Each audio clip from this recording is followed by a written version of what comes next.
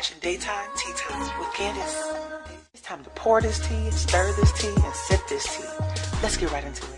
Alright, you guys, we're about to talk about Miss Nicki Minaj. Now, as a lot of you guys already know, Nicki Minaj came back with a new episode of QueenRadio, and she had a lot to say. She was being messy, she was throwing some shade, but above all else, Nicki Minaj had a few things to get off of her chest. She wanted to tell her truth about a lot of things that happened. Her show was over 2 hours long, so of course I'm not going to give you all 2 hours, but I'm going to give you the juiciest moments. So let's start with the comments that Nicki Minaj made about Miley Cyrus. If you guys can remember, some years back, Miley Cyrus and Nicki Minaj had a little beef going on. Y'all remember back in 2015 when Miley Cyrus was the host of the VMAs? This that had a lot to say about me the other day in the press. Miley, what's good? Hey, we're all in this industry. We all do interviews, and we all know how they manipulate. Nicki, congratulations. And just because the VMAs have already started. Okay. Now, around that time, Miley Cyrus had a song with the producer Mike Will. The song was called 23. Well, Nicki Minaj claims that Miley Cyrus was giving him head in the studio. And this was back when Miley Cyrus was all of a sudden very urban, very black. All that twerking, y'all remember? It always seemed like she had a little bit of black in her around that time. Well, according to Nicki Minaj, she did have some black in her. Mike Will made it black. Like I heard a record where Miley Cyrus was trying to talk crazy. So, you know, Purdue chicken. Wait, hold on. Yeah, what's up? What's up? You heard that? What you think about? Because I was like, Hold on. A Purdue chicken can never talk shit about Queens. Talk about it. But I do notice a lot of Purdue chickens recently have been trying to say the Queen's name for clout. Clout and that's chasing. always been happening. And that's what she did in the first place. And then she cried, you know, the white girl cried and made black girls seem like she was a bad guy. In the first place, she disrespected me in a magazine article for no reason. I had just seen her after she was sucking Mike Will's dick in the studio. Like you sucked all that, dick. You sucked all that dick only to come out looking like a Purdue fucking chicken on the stage and then got mad and went back to country music. Bitch, sit your stupid ass the fuck down. Talk about it. Talk about it. Now you coming out with pink wigs. All you bitches want to be Nicki. This is the problem. This is the major problem. Nah, that's a fact. Okay, so let's move forward. Now, do you guys remember earlier this year when BET tweeted something very disrespectful towards Nicki Minaj? They were congratulating Cardi B on being the first solo female rapper to win Best Rap Album, and they tweeted saying, "Meanwhile, Nicki Minaj is being dragged by her lace front." And if you guys can remember, Nicki Minaj tweeted back saying, "Young Money will no longer be a part of the BET Experience or award show." So after BET disrespected her, she's saying she will not and Young Money will not ever perform for the BET Awards. Well, Nicki Minaj discussed this on QueenRadio. She discussed how she feels about people comparing her to other artists and artists to her. Check out what Nicki Minaj had to say. You kind of, it's hard when you have something that's been doing it for so long and something new kind of comes in, everyone's creating this stir and sort of comparing it. Does that make you feel a way, just the comparison part of the game? I like the comparisons because no one can compare. So you said, bomb on them. There is nobody on the planet, like literally no one living, that can compare to the Queen. Right. So, I like when people do intelligent comparisons, you know, because if a person does an intelligent comparison, then it's always going to be favorable to me because it's just like the talent will just never be the same in my eyes, in my opinion. And I can look from like I can take myself out of myself and look objectively, and I can and keep it very real. And everybody knows people just lie to themselves because for their own personal motives. But like, compare all you want, compare. Yeah. But for me personally, I don't compare because I know what it is. Right. And comparison steals your joy. You gotta like make sure that you on your own race. Like, you know, I'm not, there's nobody to the left or to the right of me. It's just me. Yeah. And that's always how it's been, and that's always how it's going to be. But I do think that it's important that people start being more honest, because I feel like the media has gotten so super biased, and it's now the integrity of hip hop has been compromised, and we all see that. I mean, I think so too. I mean, it's apparent. We saw kind of it's BET weekend. We saw what happened with that with BET and the tweets that they were putting out. Are you cool with BET right now? Like, how you feel about that? They're not even in I don't even think about them. They're not important enough for me to think about. You know, it's no hate, it's no love, it's nothing. Yeah. I'm indifferent. I'm just excited about what I'm doing. Right. It's a fact. I mean, it's really clear how influential, you know, you've been, just not even female rap, but just rap in general, right? Like, we talking 100 million records sold recently. That's stat. Do you think about stats like that? Does that shit, like, do you ever like sit and reflect, like, 100 million sold? That's crazy. I don't know. I mean, I'm blessed, highly favored, and I'm very thankful. Sometimes I think about those things, but mostly I'm just thinking on, you know, moving forward and thinking about my future children and my future, and like, it's like, what does that all mean? Right. Ultimately, I mean, I do know that I've been influential, and I do, just by the look of female rappers today. I mean, like, you can't deny that it's like so obvious. But I think lately people have been trying to take that away from me. They feel like they can erase me, like they've tried to do to other people, and they just can't. My fans are just such a strong beast. They just haven't been able to do it. But I think, you know, it's a lot of those little things that go on, you know, behind the scenes, where people will say things, try to use me for attention when their album is coming out, and then they'll, like, you know, throw stones and hide their hands and say, oh no, I meant it like this, I meant it like that, I meant right. Like, girl, knock it off, bitch. Knock it off. Okay, so Nicki Minaj also talked about her family that she wants to have with her boyfriend, Kenneth Petty. I feel that. I mean, you just said, you mentioned, like, you know, that you're thinking about the future and kids, and I know, just from a working woman standpoint, it's hard to kind of take a break and do that. Do you, like, how important is that to you? Just the idea of, like, family and kids and moving forward. How important is that to your life? Very. Yeah. Very important. Everything's going on. We are about to have a baby, child. Woohoo! I mean, I'm not saying I'm pregnant. I didn't say I was pregnant, but you know, obviously that's the end goal, right? That's what people want to do in life, right? Have children and, you know, be married. But we did get our marriage license. Congrats. Thank you. Thank you. Drop a sound for that. Clap it up. There you go. Salute. Yeah, for sure. And no, you guys are not invited to the wedding. Booth, do not think you getting up there playing DJ in my fucking wedding, because because all he gonna do is try to come over there and try to bring bitches over there thinking he gonna use my wedding to try to get some ass. Nigga, I'm over this shit. That's a good plan, Booth. And she also briefly talked about her mother, because if you guys did not know, Nicki Minaj's mother, Carol Mirage, has some new music coming out. Nicki was a little bit shady, not wanting to talk about her mother's new music. Now, I don't know what that's about, but y'all take a listen. I just thought, you know, the family part is interesting. I saw recently your mom said she was putting out some music. Next topic, please, sir. Oh, shit. We ain't even... Breeze my ear. Clue, you got a sound for that? We need a sound for that, Clue. Shit. Shout out to my mama. But yeah, next topic. All right, no, for sure. Next topic. I know y'all heard that. Now, I don't know what that's about. I don't know what's going on in their mother-daughter relationship. I don't know if Nicki Minaj is just embarrassed by her mom. But as a mother, it kind of rubbed me the wrong way. She should be supporting her mother's music career, but that's just my opinion. But like Nicki Minaj said, next topic, Nicki Minaj had Blac Chyna on the show. And during the show, Nicki Minaj was flirting heavily with Blac Chyna, and Blac Chyna was flirting back with her. They discussed threesomes, some pretty dirty things. Check this out.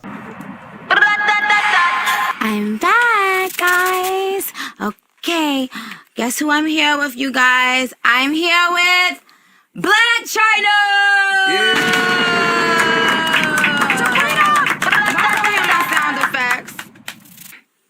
Do you think sex is better with a threesome or with just 2 people? Just 2 people. I'm just saying. Are you jealous? Would you share your, let's say you really was attracted to the girl. Okay, it's different. And would it throw you off if the guy was like, yo, what's up, since you're already...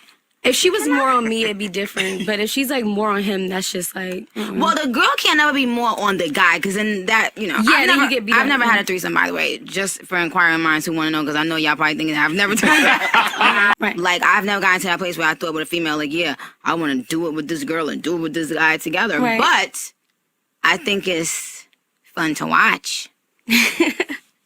So let me ask you this. Do you think people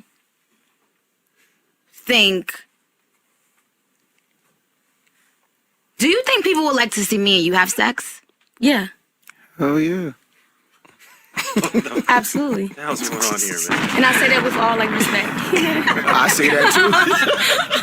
It's between me and Black Jana. Okay. Turn our mic off. So Chai, did you ever like me in that way? Like which way? Sexually? Maybe. Yeah. So are I you feel like some people looking at me. So are you saying that if I would have came up to him like, I'm not talking about now. Not now. This is in the past tense. Because this ain't never happening now, okay? And I don't know how much more of this conversation my husband's gonna let me have. I'm not trying to get beat up. Yeah, where is he?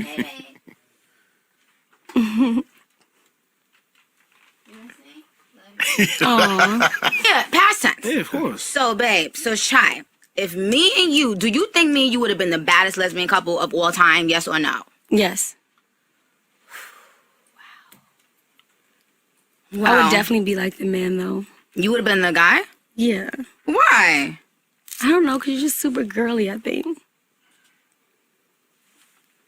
You're super girly. Well, I mean, I think Right. like that's a big deal, and I really think you should know that, because people might say a lot of shit about you, but you are a great businesswoman. Thank you. So is yourself. You're welcome. You're very beautiful. And so are you. So, have you ever masturbated and thought about me? Wow. I'll do it tonight. Oh. No, I'm I just kidding. definitely have with you. Really? Yes. Hi. Wow. Hashtag Megatron. This is nice. This is sweet. You know what I love about my show? That no one else would say that to you on somebody else's No, show. Like, it's they so know good. damn well you would have been up and the fuck out of there with a shoe knocked on them, knocked upside their head. No. But that's what's great about Queen Radio, because all the women that I interview are queens, and we don't got nothing to be ashamed of. Well, all right, that was Nicki Minaj and Black China flirting and possibly setting up a threesome with Kenneth Petty Zoo Bang Gang, whatever his name is. And did y'all peep that Nicki Minaj keeps calling him her husband, but then she said they're not married? But listen, that's a whole nother topic. Now, the last clip is a very long clip, but I want you guys to hear it. Nicki Minaj explains why she has never gotten a Grammy. She claims that she was blackballed by a Grammy producer named Ken Ehrlich, which is the same Grammy producer that Ariana Grande got into it with. Well, Nicki Minaj gives a very detailed story about why she's never gotten a Grammy and how it's all Ken Ehrlich's fault. Right? Like I saw the gentleman from the Grammys. I forget the dude's name. Ehrlich? Ken? Ken Our Ehrlich. best friend. You know what I'm saying? And so I saw Ariana was kind of, dragging him, and, you had some issues with him, and I know that you were saying that you felt like you were being bullied for the past few years and not winning a Grammy. How do you feel about that? Just, you feel you deserve a Grammy, but what's the thought process behind Ken? Well, many, many, many years ago. To freedom! I want to hear my sound effects in the big speakers. Or We got to get the whole vibes. To freedom! Many, many, many moons ago, This is my storytelling voice. Let's get it. The Grammys asked me to perform. And I was very excited. I had already started breaking records. Yeah. I had already started doing, I think I had like 7 songs on the Billboard Hot 100 at the same time before my album dropped. Right. I had already been on records with Kanye and Jay and like Wayne and the greats. Absolutely. And that's one thing I want to point out. When people come in the game, observe who will do a song with them. Because the greats pick and choose a lot. Like, and you can tell how they view your talent by if they work with you. So when I came in right away, all the people that we think are the greatest rappers alive worked with me because my talent was stamped. It was like no gimmick on the talent. It was just raw and like, you know. So by that time, things were, you know, it was kind of a big deal, and Grammys asked me to perform. They came to my studio, listened to the record, agreed they liked it, everything, and it just so happened that Whitney Houston passed away. Okay. And when I was about to go on stage, not the day before, not in the morning, but when I was about to go on stage, I was told by my then management that the people from the Grammys wanted to speak to me. They came into my dressing room and said, "We don't think you should perform. We don't want you to perform anymore." Why? And I said, "Huh?" And I was already ready to go on stage. And they were like, "Well, because of the passing of Whitney Houston. And we don't think that I had no clue why and how, even then it made absolutely no sense. And I was just like, this makes no sense. And there was no one there that even spoke up for me. Like, they didn't care to explain it. Nobody on either side spoke. Yeah. And this is after I had just done a bunch of commercials with LL Cool J to promote the Grammys. Right. I'm talking about mad commercials. Yeah. This is after I had just did mad social media to promote the Grammys viewership.